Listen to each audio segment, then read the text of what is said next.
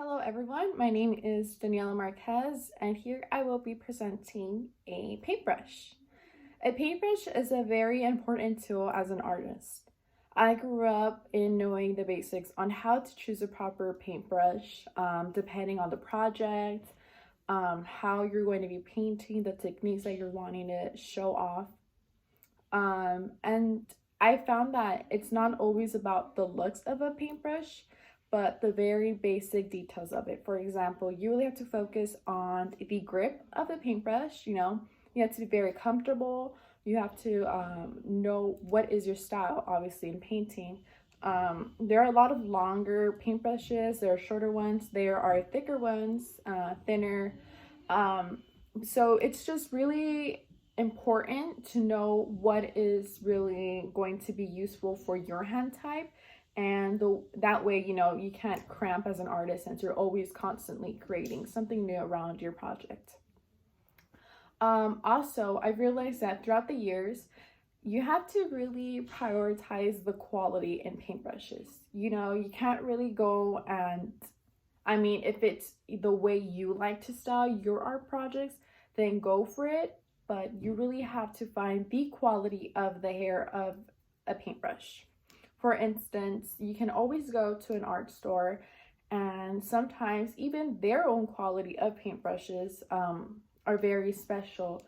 You can always go up to someone who works there, a professional, and they will even tell you that, really look at the way it is structured at the tip. For example, a lot of people will find that the metal part is something that really details the way that it forms out the hair. For example, I will do a project that requires a lot of detail. I will need a thinner paintbrush, maybe even longer, because sometimes you don't want the palm of your hand to touch the canvas. The hair also has to be very thin, tinier, and even more basically composed together in order to create really that narrow effect, in order for you to really get in the details of what you want to paint. So that is why it is super important to understand the way you also hold up to, a paintbrush, and the way your hand goes about. Another thing is that sometimes your paintbrushes have to be really taken care of. For example, you cannot always use the same brushes in oil nor acrylic or watercolor, because as years go by, the hair of a paintbrush will get damaged and it will not finish the project that you're constantly putting it in different liquids.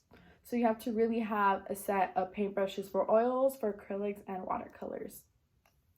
And with that being said, you have to also learn how to take care of these special paintbrushes, or else they will get damaged and the quality of it will just be completely ruined, and you would have to go buy a new set. But you don't want to repeat that cycle. You really want to learn how to take care. So there's always, for oil painting, for example, there is a certain type of gel that you buy. It helps you in basically trying to get rid of all the paint that even goes all the way at the bottom, for it to be fully clean, because you don't want any extra dirt inside there. So yeah, that oil kind of, because obviously water does not mix well with oil, so therefore when you do oil paint you can't use water to clean it, and that is why it is very useful to really go into details in trying to find what best ways to clean and maintain your paintbrushes healthy. So yes, thank you very much.